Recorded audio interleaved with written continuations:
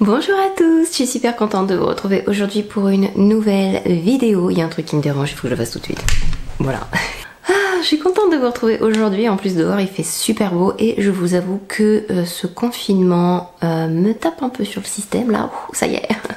Et que vous parlez 2 fois par semaine, vous parlez sur les réseaux sociaux, en commentaire, vous filmez des vidéos, ça me m'aère l'esprit mais de folie, vous imaginez même pas. Donc déjà, pour commencer cette vidéo, merci beaucoup. Et si vous êtes nouveau, bienvenue. N'hésitez pas à vous abonner à cette chaîne, ça me ferait plaisir.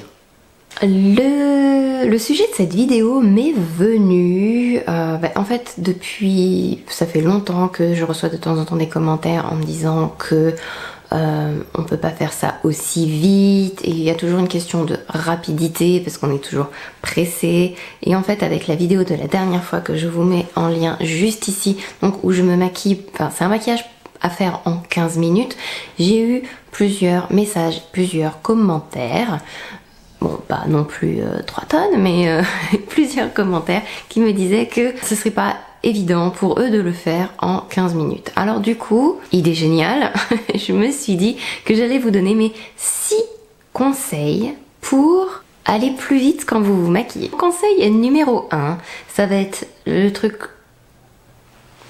Ça paraît évident, mais je pense qu'il est quand même nécessaire de le dire, c'est que plus vous pratiquez, plus vous vous entraînez et plus vous allez gagner en rapidité. Quand j'ai commencé en tant que make-up artiste par rapport à maintenant, il y a des choses que je fais beaucoup plus vite. Je les fais beaucoup plus vite parce que j'ai l'habitude, je les fais beaucoup plus vite parce qu'à force de les faire, en fait, on acquiert cette dextérité qui fait que l'on gagne énormément de temps. Donc, plus vous allez vous entraîner à faire quelque chose et plus vous allez arriver non seulement à le faire, mais aussi en fait à le faire de plus en plus vite. Ça peut être un détail comme un trait d'eyeliner, mettre votre mascara, appliquer votre blush, mettre votre rouge à lèvres. Donc si un look vous plaît et que vous voulez arriver à le faire le matin sans problème, de le faire vite, entraînez-vous tout simplement à le faire. Donc profitez du confinement justement pour faire les looks que vous aimeriez bien gagner en maîtrise dessus. N'hésitez pas à le faire le soir avant de vous démaquiller. Hop, vous vous entraînez à faire un trait d'eyeliner sur le maquillage que vous avez déjà. Comme ça, après, eh bien, ce sont des choses que vous arriverez à faire de plus en plus vite. Parce que c'est le sujet de la vidéo.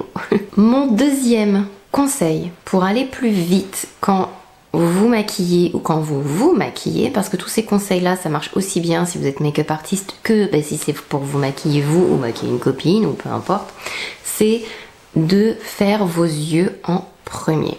Je dis toujours quand on me pose la question, même mes clientes, où on me demande est-ce que il faut faire ses yeux en premier, est-ce qu'il faut faire son visage en premier, certes c'est franchement des questions d'habitude, questions de préférence, il n'y a pas de règle, vous pouvez faire ou l'un ou l'autre, ça ne veut pas dire que vous êtes meilleur si vous commencez par votre visage et vos yeux après ou l'inverse, mais il faut avouer que l'on gagne en rapidité en faisant les yeux en premier. Ça permet de faire des gestes plus rapides, ça permet de faire moins attention que ça tombe sur votre fond de teint et sur votre teint que vous avez mis vachement de précautions à faire pour qu'il soit juste parfait, donc vous pouvez être aussi... rapide, cracra, ou avoir autant de chutes que vous voulez, ou peu importe, et y aller franchement, et peu importe, vous allez enlever beaucoup plus vite les chutes éventuelles et tout, ou corriger si la forme est trop descendante sur votre œil. Vous pouvez corriger beaucoup plus facilement tout ça en n'ayant pas de maquillage pour le teint, donc en y allant franchement avec eau démaquillante, lait démaquillant, ce que vous voulez, un coton, paf, vous essuyez, c'est fini, que si vous avez déjà fait tout votre teint et que vous vous retrouvez avec des petites chutes, c'est beaucoup plus compliqué de le corriger dans ce sens-là que dans l'autre. Donc on gagne en rapidité. Et ça rejoint un peu ce deuxième conseil, ça pourrait être un numéro 3, mais bon, peu importe. Faire un œil complet et faire après le deuxième œil, ça peut vous faire gagner aussi en rapidité. Parce que parfois, on ne sait pas trop, on a envie de rectifier, on n'est pas très sûr... on a envie de tester des nouvelles choses et faire un œil, ça permet d'aller plus vite sur le deuxième parce que pour le deuxième on est déjà sûr, on sait les trucs que finalement on a changé d'avis et si on s'est trompé ou si finalement ça nous plaît pas, on n'est pas obligé de démaquiller les deux yeux et de devoir recommencer sur les deux. Le premier sert de test en fait, on va dire. Ma troisième astuce pour gagner en rapidité quand vous vous maquillez, c'est d'utiliser moins d'outils entre guillemets. Contentez-vous de 2-3 pinceaux, utilisez au maximum vos doigts parce que ça va beaucoup plus vite. Vous n'êtes pas obligé, si vous voulez être rapide, d'utiliser un pinceau par étape sur vos yeux. Un pinceau pour estomper, un pinceau pour appliquer, un pinceau pour faire le creux, un pinceau pour faire le dessous des yeux, un pinceau pour faire les petits détails, etc., etc. Un pinceau pour appliquer à l'intérieur de l'œil. Vous pouvez parfaitement faire ça avec moins et du coup aller plus vite parce que vous n'avez pas à changer votre outil, à chercher votre pinceau, à faire vous voyez, une gymnastique mentale de ah mais où il est, ah mais il est pas propre, ah mais ceci, ah mais cela. Donc en soi je dirais qu'on a besoin de 3 pinceaux. Ça peut varier, ça va dépendre de la façon dont vous aimez vous maquiller. Moi j'ai pris ces 3 là mais celui-ci peut varier aussi. Mais le plus important c'est d'avoir un pinceau souple et assez large, un pinceau estompeur un peu plus resserré avec les poils un tout petit peu plus dense et aussi plus plat parce que du coup celui-ci vous pouvez aller au-dessus mais vous pouvez aussi faire le détail en dessous de vos yeux. Et ensuite un pinceau crayon ou même un des deux qui va ressembler à ça. Il m'arrive de faire tous mes make-up avec seulement ces 2 pinceaux et même d'utiliser que celui-ci, c'est le E25 de Sigma, même d'utiliser que celui-ci pour faire tout mon make-up. Après, bien sûr, ça fonctionne si votre maquillage aussi n'est pas trop compliqué et que vous n'avez pas superposé trop de couleurs. Parce que si vous commencez à vouloir estomper, revenir sur votre creux, votre fard de transition alors que vous venez d'appliquer du noir avec votre pinceau, faites attention. Mais utilisez moins de pinceaux, ça peut vous faire gagner aussi en rapidité et utilisez vos doigts. Le plus pratique, le plus simple. En plus, on utilise la chaleur de son corps pour pouvoir fondre les produits entre eux pour faire votre teint. Par exemple, les mains, c'est hyper pratique pour tout ce qui est produit crème. Après, je connais plein de personnes qui arrivent à utiliser fard à paupières avec leurs doigts aussi. Ça, c'est une question d'habitude, une question de préférence. Je préfère quand même utiliser des pinceaux, mais tout est possible. Mon 4e conseil, il n'y a pas d'ordre particulier dans tous ces conseils-là, parce que j'aurais pu faire application machin truc bidule, mais bon, bref, mon 4e conseil, c'est de rester organisé. Essayez de toujours ranger les choses au même endroit devant vous, que vous soyez make-up artiste, là où vous devez maquiller les clients, donc chez elle ou dans un studio ou peu importe. Essayez toujours de ranger les choses au même endroit et c'est valable aussi si vous êtes chez vous, dans votre salle de bain ou dans votre chambre ou là où vous avez mis votre coiffeuse ou peu importe.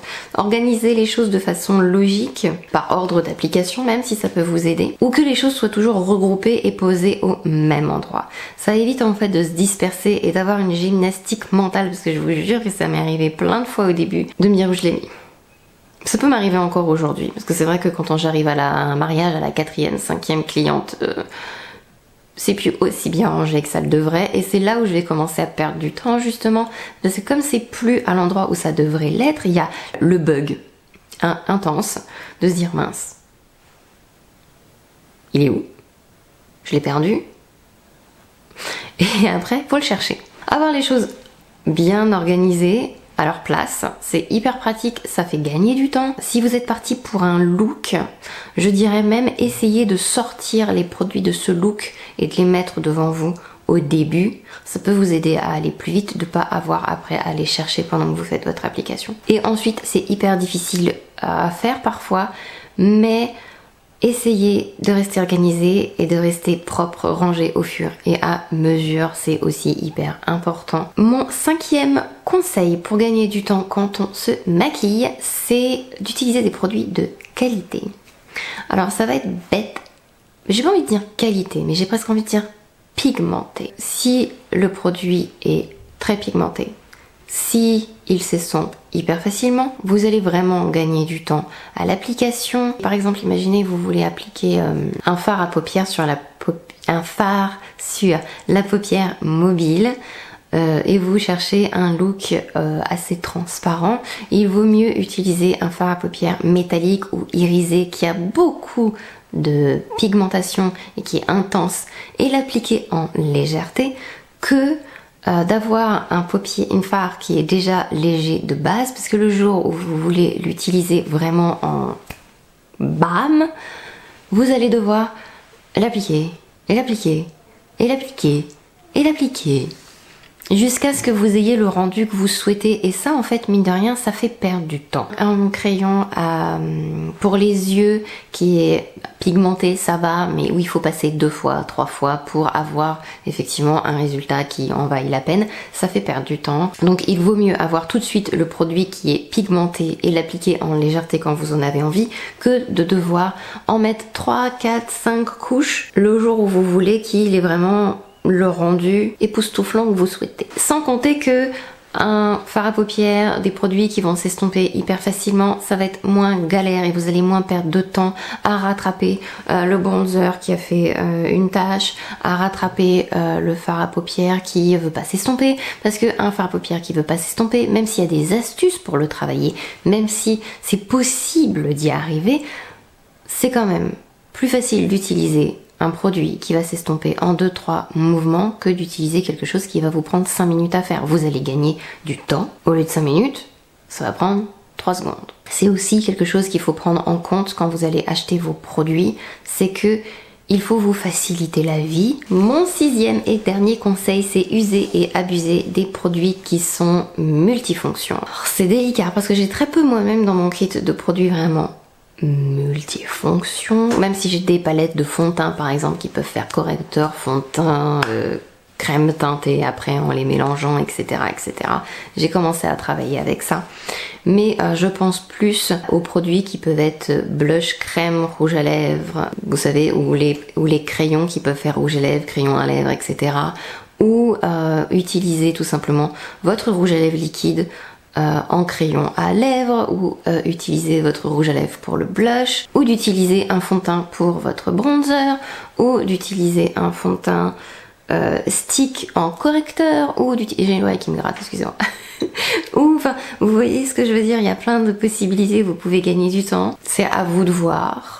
Cette dernière astuce, c'est optionnel, mais des fois c'est pratique quand même de s'étaler le rouge à lèvres là, de s'étaler le rouge à lèvres là, et voilà, c'est fini. Voilà, j'espère que... C'était quoi ce voilà? J'espère que ces astuces vous ont plu, on sait jamais, peut-être vous les connaissez, peut-être vous les connaissez pas, et peut-être que ça fait du bien de réentendre ces astuces aussi, puisque des fois même quand on le sait, et on le fait pas.